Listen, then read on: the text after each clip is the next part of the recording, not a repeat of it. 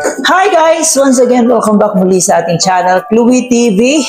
Ayan, maligayang pagbabalik sa ating YouTube channel. Baka hindi pa kayo nakapag-subscribe, please don't forget to subscribe. So ngayon guys, no, eto na naman, panibagong araw at panibagong reaction video tayo. So finally, dahil sa walang katapusang issue about dun sa screenshot, about dun sa GC, so nag-hire na nga itong si Carla ng isang mystery boy para imbestigahan kung sino nga ba ang tunay na may gawa, sino yung nagpapalabas ng GC. So, kumbaga, ipagpalagay na lang natin na inutusan ito ni Carla, itong si mystery boy, para alamin kung ano nga ba talaga ang totoo. So, dito nga po sa live ni Kalingap Ayan, kung saan nga po sinabi niya, no, kinonfirm niya na may pinapagawa nga po si Carla dito sa mystery boy na to. So mamaya guys, samahan niyo po ako at bibigyan po natin yan ng reaction. Itong mga sinasabi ni Kalingap Ayan dito, kung gaano nga ba katotoo at kung ano nga ba ang mga pinapagawa ni Carla. Syempre, kung bago pa lang po kayo dito sa ating munting channel, please don't forget to hit the like and share, and of course mag-subscribe na rin po kayo.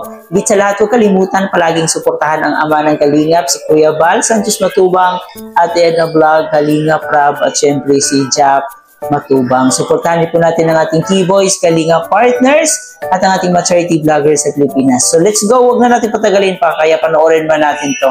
So dito sa title ni Kalingap Ayan guys, may pinapagawa si Carla kay mystery boy. So alamin natin kung ano nga ba yung pinapagawa ni Carla dito.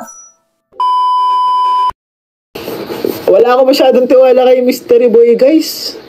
Pero dami niyang balita, ang dami niyang alam. Daming alam ni mystery boy. So isang malaking katanungan dyan, sino nga ba itong si mystery boy? So for sure, kilala naman ito siguro ni Kuya Bal or ng founder ng Kalingap, like ni Kalingap Rab, no? Pero dito sa mga Keyboys, siguro hindi sila masyadong close doon, no? Kasi yun na nga, parang, kumbaga spy nga, di ba? Spy, so hindi sila masyadong close siguro. Kaya hindi rin masasabi ni Kalingap Ayan kung totoong mabait, kung ano yung pakay niya dito sa Kalingap. Basta, kinuha lang nila ito, at tinawag na mystery boy kasi siya yung nag-aalam sa mga bagay-bagay, siya yung nag-iimbestiga ng palihim, kaya tinatawag na mystery boy. Ay, nag-comment si Buddy? Bawal ipakilala si mystery boy. Teka lang guys, ito mga Kalingap, nag-comment si Kalingap Rab, si Kalingap Rab na mismo, kasi feeling ko si mystery boy is connected si mystery boy sa mga inside sa loob ng Kalingap. Kumbaga baka connected din to kay Kuya Bal. Sabi ni Kalingap Rab, ito basahin natin guys. Pakilala si mystery boy guys. Secret weapon ng Kalingap yun. Tama. So siguro yung vlog natin na one-on-one interview kay mystery boy, hindi doon natin pwedeng ipakita kung sino talaga siya, pero pwede tayo magtanong kung kung about sa Kalingap, kung anong mga alam niya. Kalingap Rab, secret weapon yun. Sa bagay, kasi kapag matuntun ng mga Kalingap kung sino si mystery boy, hindi ako yun lilinawin ko lang. Ang dami kasi nagsasabi.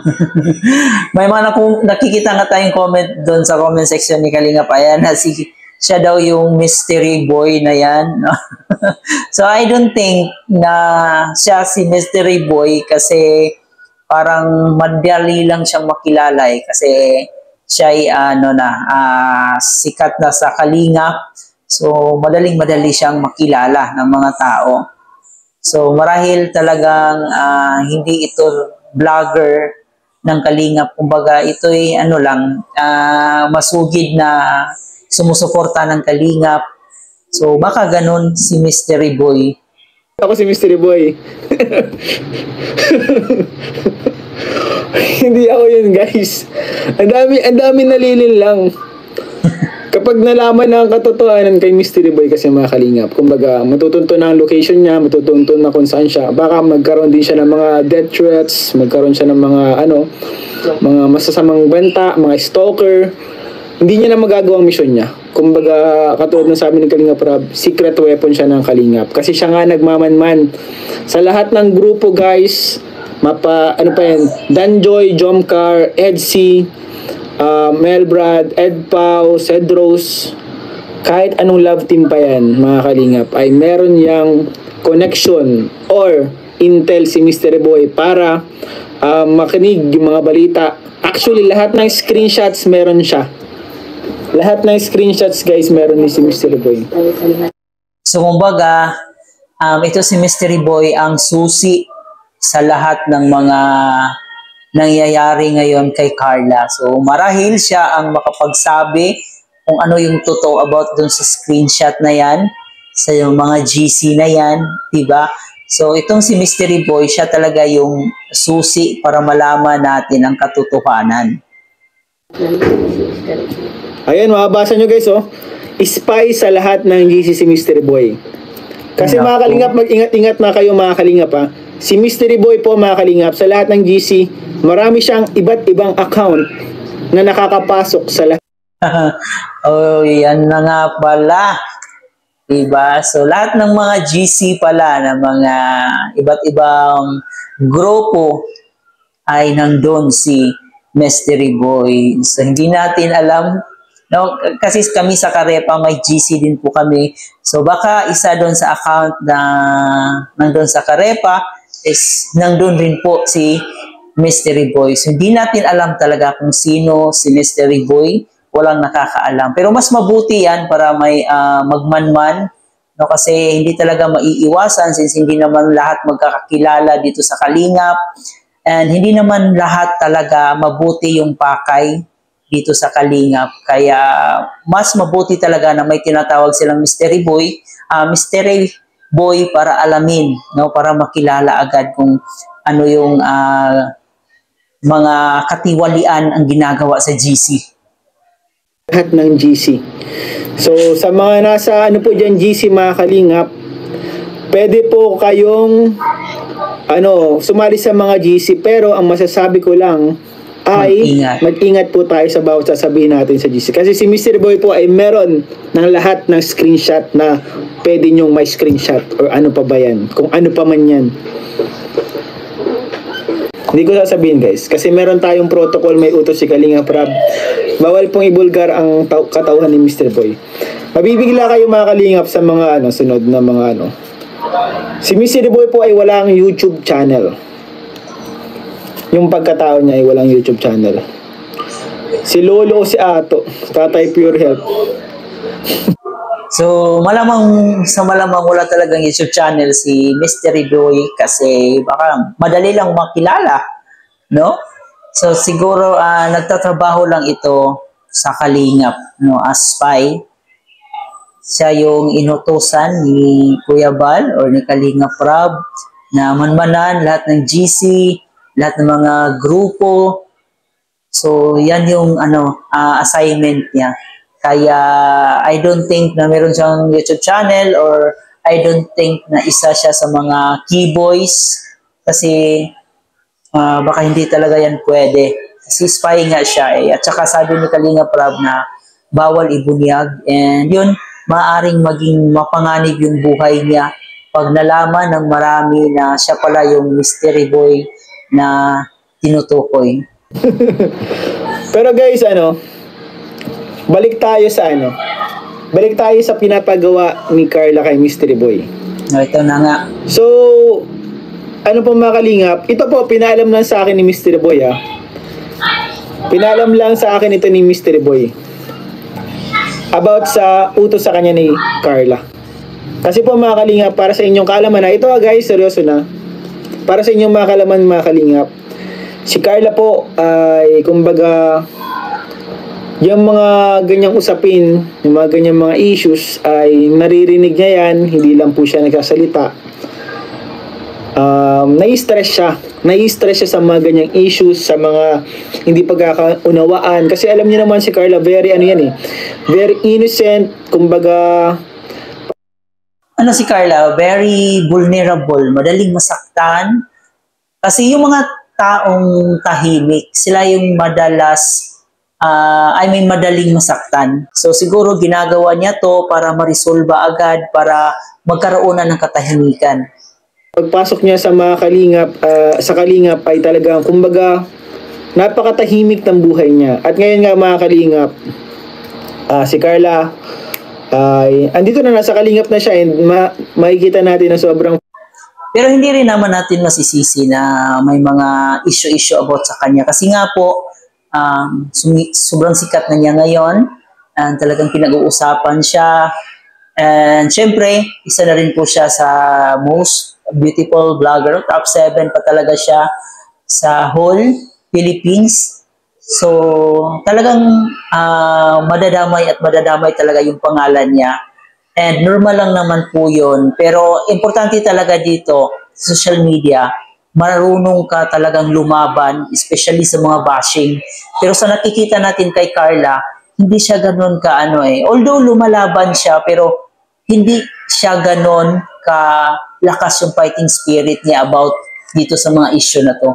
Kaya minsan nakikita talaga natin si Carla na siguro tumatawa siya, nagsasmile-smile siya, pero deep inside talagang nasasaktan siya.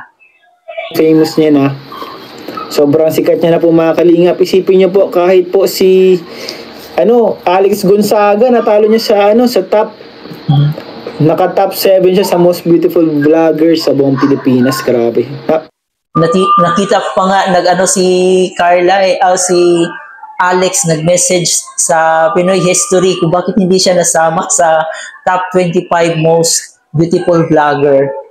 So yun na nga, nalamangan siya ni Carla. And just imagine, ilang months lang po yun nag-vlog si Carla, and ilang lang yung upload niya. So hindi man lang nangangalahati kay Alex Gonzaga, pero nasama siya sa top 25 most beautiful vlogger. So kayo na po ang humusga kung gaano kasikat si Carla, at gaano siya kakilala, at gaano siya kaganda. So, di ba? Baka di mo alam kung sinong vlogger ang nakaabot nun sa loob lang ng ilang buwan, mga kalingap. Kumbaga sa pagbablog si Carla, kumbaga nagsisimula pa lang and halos wala pa nga siyang upload, mga kalingap. Tama. Sino sa tingin nyo makakagawa ng ganong kabilis ng progress? Kumbaga, yung ganong kabilis ay nabibila din dun si Carla. And ngayon nga, sasabayan niya pa ng mga issues, and may mga ganyan-ganyan pang mga GC, mga screenshots. Ngayon, ang utos po ni Carla kay Mystery Boy, ito po sinabi lang po sa akin ay pinabot lang itong balitang ito. Pinagpapaimbestiga po si Carla. And sabi niya ay kay Mystery Boy daw ay humingi siya ng tulong na matuntun kung anong pinagmulan or kung ano ang pinaka-problema, and mapasok ba yung mga GC. At yun po ang pinapagawa ni Carla kay Mystery Boy. So yun na nga napakinggan po natin ang gustong ipagawa ni Carla dito kay Mystery Boy, na papaimbestigahan niya lahat ng GC patungkol po sa screenshot at saka sa mga GC na yan, kung ano yung bakit dyan nagmula ang issue na yan. So sana'y marisolba na po ito, kasi medyo nakikita natin na i-stress na po si Carla. Hindi siya pwedeng ma-stress ngayon kasi nag-aaral siya at kailangan talaga niya ng peace of mind sa ngayon. So isa talaga to sa dumagdag sa problema niya, itong issue na to. So we hope na masolusyonan.